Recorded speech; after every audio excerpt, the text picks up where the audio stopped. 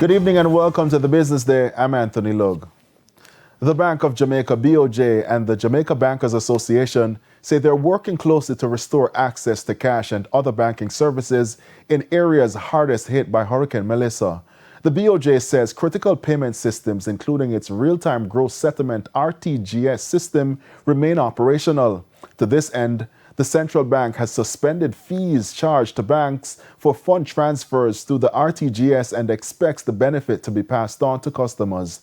The BOJ says it's also in discussions with deposit-taking institutions to explore additional temporary relief measures for customers and businesses in hurricane-ravaged areas.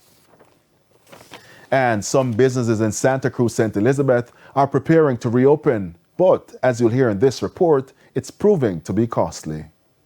The stench of stagnant water hangs heavy in the air along sections of the business community in Santa Cruz, St. Elizabeth.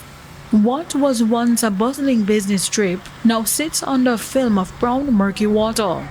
Piles of soaked goods stacked near the doorways, their value washed away by flood waters as Hurricane Melissa tore through the area. This is going to take you a long time to come back. Maybe 1 year, 2 years, but you see everything martial law. Amid the chaos, one man believed to be the owner of the business crouches near the storefront, wiping down an object as if cleaning it might somehow reverse what's been lost. Around him, workers worried about the future of their jobs. Everyone who has their work and knowing they don't know when they are going to be able to put back food on their table and to fund their families and everything. It is a hard thing to even process as a person. For many business owners here, Melissa's passage was not just a natural disaster, it was a financial blow. Small business owner Marsha tells us the struggle is far from over. She's already lost so much and now finds herself spending more than $100,000 to start cleaning up the mess Hurricane Melissa left behind. We need help.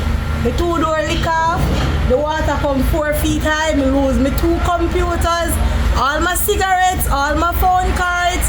It's terrible. Meanwhile, CW&J Cooperative Credit Union's regional manager says they're working to reopen quickly as they're aware of the community's urgent need. We're trying to open to our members come Monday. As you can see, we have done, put a little marl in the road so that we can serve our members, because it's critical for us to get food to them, get water to ensure that, they can put on their roof.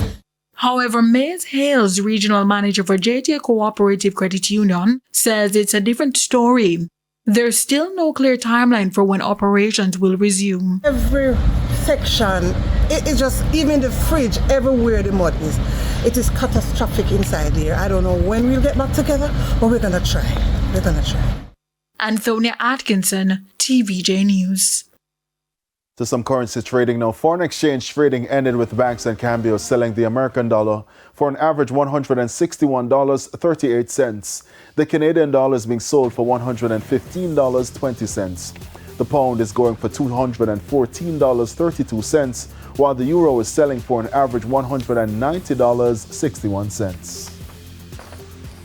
And the JSE index declined by 3,048 points, while the junior market index declined by 95 points. The winners include Atlantic Hardware and Plumbing Company, Pulse Investments, Epley Caribbean Property Fund Limited, SCC, QWI Investments, and The Lab. The losers include Knutsford Express Services, Cargo Handlers, 138 Student Living Jamaica, Medical Disposables and Supplies, and Sagicor Real Estate X Fund. And that's the Business Day. I'm Anthony Lugg. News from overseas after the break.